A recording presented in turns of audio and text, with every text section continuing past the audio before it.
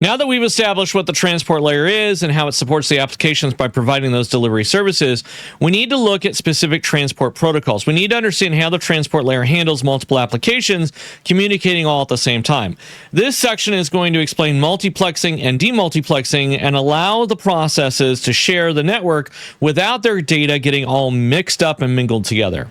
So modern systems run many applications simultaneously, whether it's Angry Birds or World of Warcraft, YouTube, Venmo, Vizio, whatever you want to do, right? And all those applications need to communicate over the same network at the same time. The transport layer must manage the shared use of the network, ensuring that data from different applications can be sent and received concurrently without a lot of interference. Now, applications run as processes on the host. We know that. We've talked about that. To deliver the data to the correct process, the transport layer uses port numbers. Ports act as identifiers that allow the transport layer to distinguish between multiple processes on the same system. A socket represents one endpoint of the communication between the processes. It combines addressing information used by the transport layer to send and receive that data. Applications interact with the transport layer through the sockets, which then serves as the interface between the application logic and the data delivery.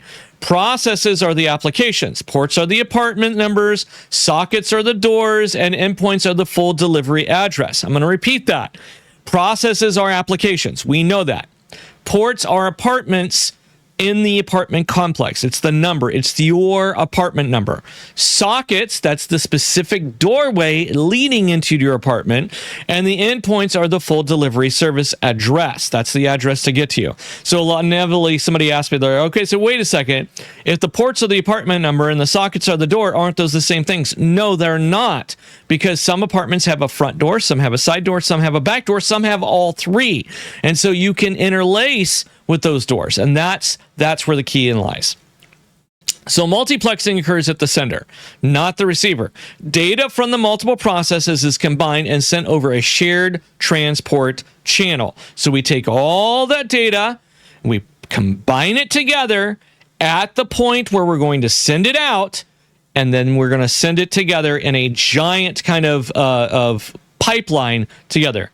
The transport layer tags the outgoing data so it can be later separated and delivered correctly at the destination. Think about it this way, okay? You're jumping in a car. You're going to carpool from your house with all your buddies. You're going to jump in the car. You're going to hit the highway, and you're all going to, I don't know, the club, okay? Each one of you represents a different application, different process. Even though you're all jumping in the same car, that's the pipeline, right? That's where you're muxing together. You're going to jump on the highway. That's the internet. You arrive at the club and you all get out of the car. That's all the process. That's muxing and demuxing. That's all it is. Okay? All right, demuxing occurs at the receiver. The incoming data is examined and delivered to the appropriate process. This separation is based on information carried in the transport header, ensuring that each application receives only its own data. When you get out of the car, we want Bob to be Bob, not Bob to be intermingled with Mike. That would suck, right? That would be some major genetic issues, right? Think Star Trek, Episode 1, Movie 1. Anybody that's a Star Trekky fan like me, you get where I'm coming from. They go through the transport layer. He ends up all discombobulated, right? And he dies. And I know, it's the original movie. Give me a break, all right? I'm old. UDP demuxing is simpler. Incoming data is delivered based on primarily on the destination port number. Because UDP does not maintain connection state, multiple senders can send the same data on the same port, and the receiving application must handle it appropriately.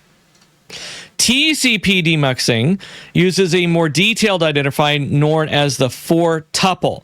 This includes source, destination IP address, and port numbers. This allows the TCP support multiple simultaneous connections at the same destination port without confusion. You might want to memorize this slide. It might be on the exam. I'm just throwing that out there.